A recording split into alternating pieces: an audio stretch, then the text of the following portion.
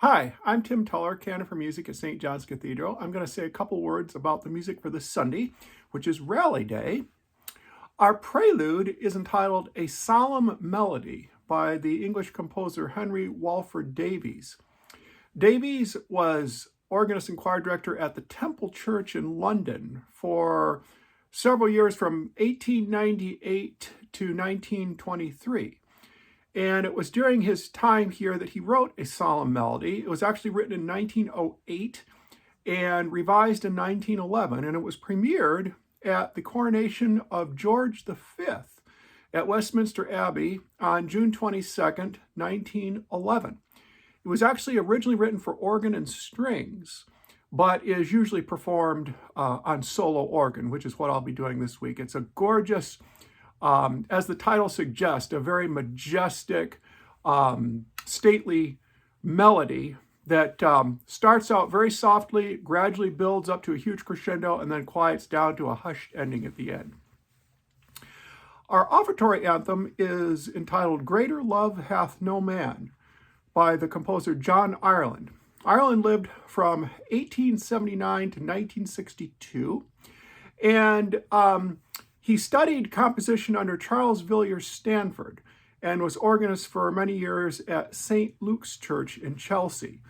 He didn't write a lot of church music compared to some of his contemporaries. His output was mainly piano pieces and chamber music. He wrote a very highly regarded piano concerto, which was popular for many years but has kind of disappeared from the repertoire in recent decades.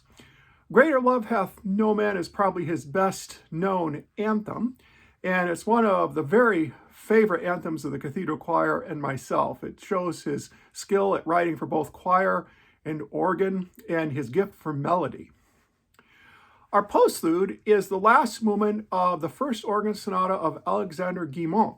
He was a Parisian organist and composer. He was organist at La Trinité in Paris for several decades at the end of the 19th century.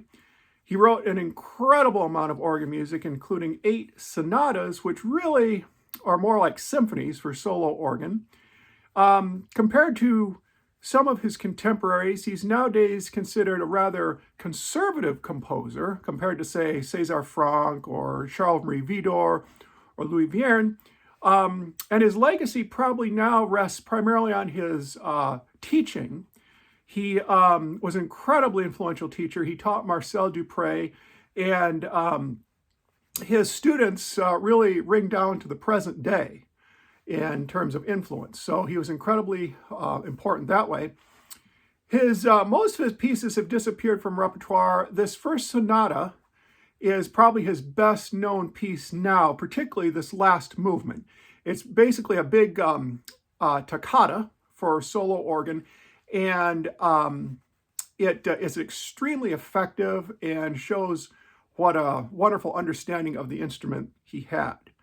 I hope you enjoy the music this Sunday.